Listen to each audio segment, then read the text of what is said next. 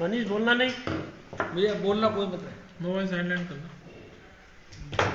जी बोलिए। Bharatiya Janata party Gangapur city की इस प्रेस कॉन्फ्रेंस में आपका स्वागत है। मेरे साथ में हमारे जिले के महामंत्री भाई मनोज बंसल जी, नगर परिषद में उपसभापति सम्मान्य वीरेंद्र जी पुजारी जी, हमारे मंडल अध्यक्ष भाई गिरधारी सोनी जी, मंडल के महामंत्री मिथिलेश व्यास जी। आज कांग्रेस सरकार ने कल 3 साल पूरे किए हैं और उनका 3 साल का कार्यकाल राजस्थान के लिए शर्मसार करने वाला, राजस्थान को अपराध की दृष्टि से, महिला उत्पीड़न की दृष्टि से, दलितों पर अत्याचार की दृष्टि से जिस प्रकार से राजस्थान को इन सभी क्षेत्रों में नंबर 1 करने का काम किया है, जो होना चाहिए था विकास के मामले में, होना चाहिए था युवाओं के मामले में, किसानों के मामले में, लेकिन कांग्रेस की इस भ्रष्ट सरकार ने, कांग्रेस पार्टी की इस गलत नीतियों के कारण आज राजस्थान को शर्मसार होना पड़ा है। भारतीय जनता पार्टी कांग्रेस के 3 साल को पूर्णतः असफल करार देती है।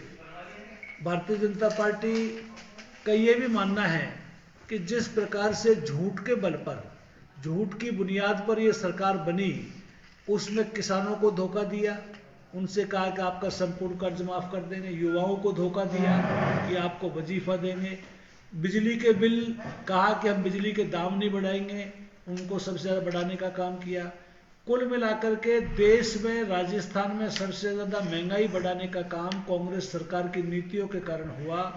डीजल पेट्रोल पर वेट को कम नहीं करना, टोल टैक्स को पुनः चालू करना, बिजली के दाम बढ़ाना, किसान को जो भारतीय जनता पार्टी की माननीय वसुंधरा जी की सरकार में 10,000 रुपये सालाना जो कृषि पर छूट थी, उस छूट को बंद करना और भामाशाह योजना के माध्यम से जो इलाज हो रहे थे उनको बंद करना। इस प्रकार से इस सरकार के समय के अंदर पूरा संपूर्ण राजस्थान के अंदर जिस प्रकार से महंगाई बढ़ी है, आज किसान और युवा त्रस्त है। युवाओं की परीक्षाओं के मामले में एक तरीके से अविश्वसनीयता हो गई कि पूरी परीक्षाओं के पेपर आउट हो रहे हैं। आम जनता का और हमारे जो छात्र है उनके अभिभावकों का ये विश्वास उठ गया कि सरकार में कोई प्रश्नावली कराने वाला, कोई परीक्षा कराने वाली कोई एजेंसी ऐसी नहीं है जिसके माध्यम से ईमानदारी से कोई नौकरी लग सके। ऐसा राजस्थान का जो वातावरण किया है, पूरी तरीके से 70 साल के इतिहास में पहली बार ऐसा लग रहा है कि राजस्थान में सरकार नाम की कोई चीज ही नहीं है। और अंतरकलह में डूबी इस सरकार में जिस प्रकार से कोरोना काल के अंदर कुप्रबंधन हुआ, कोरोना काल के अंदर जनता को अपने हालात पर छोड़ दिया गया और मुख्यमंत्री जी होटल में बैठ करके एमएलएज के साथ में जिस प्रकार से ऐशो आराम कर रहे थे, जनता की गाड़ी कमाई को खर्च कर दे। भारतीय जनता पार्टी इसकी निंदा करते हुए कहना चाहती है और नरेंद्र भाई मोदी को धन्यवाद देना चाहती है कि कोरोना काल में उन्होंने जिस प्रकार से देश को संभालने का काम किया।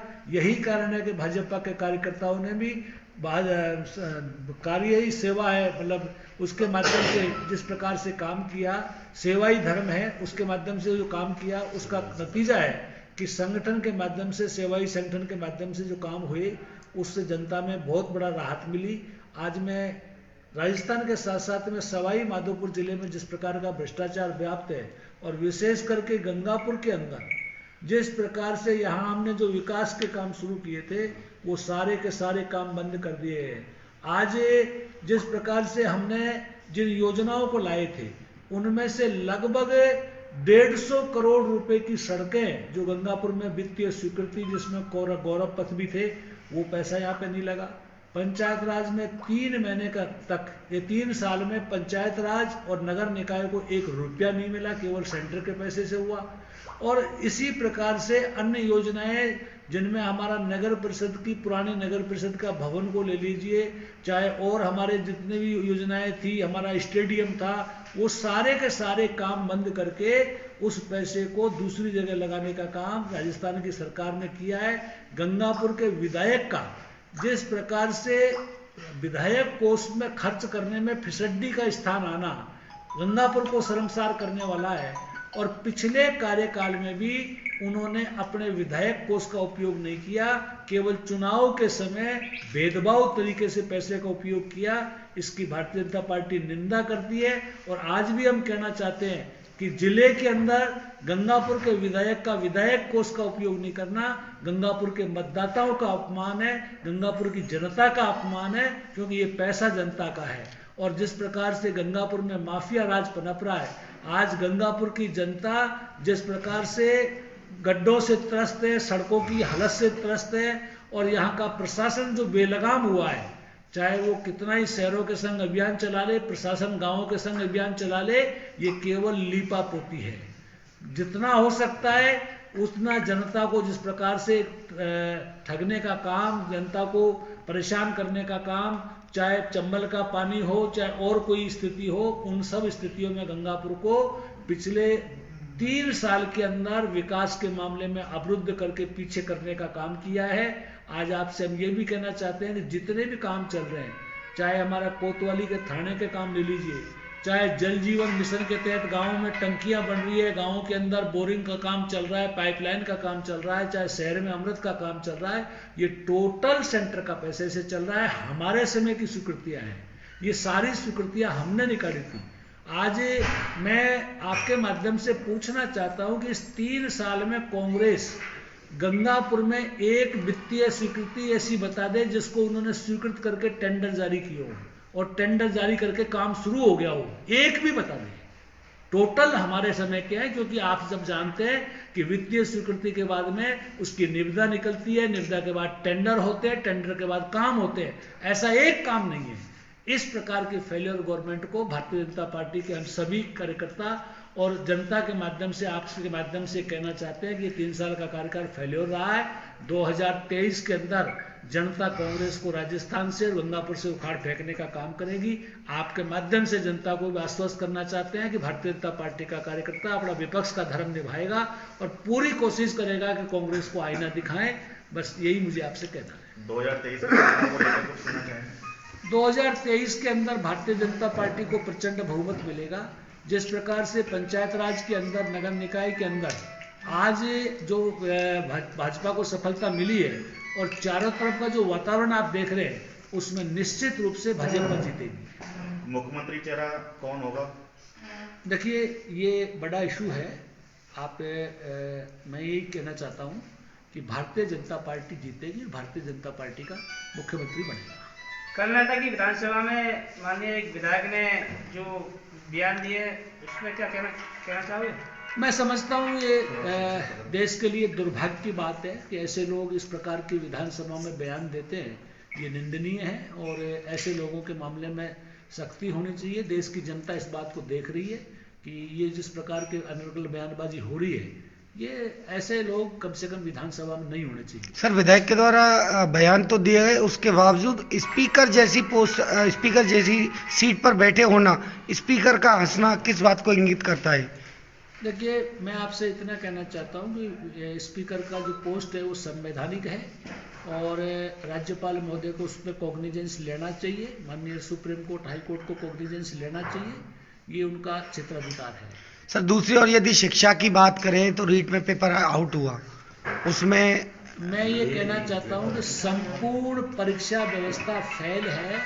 युवाओं को जिस प्रकार से धोखाधड़ी के माध्यम से आज एक भी परीक्षा सही तरीके से नहीं हो रही है, न केवल रीट, और भी परीक्षाओं में धांधली है।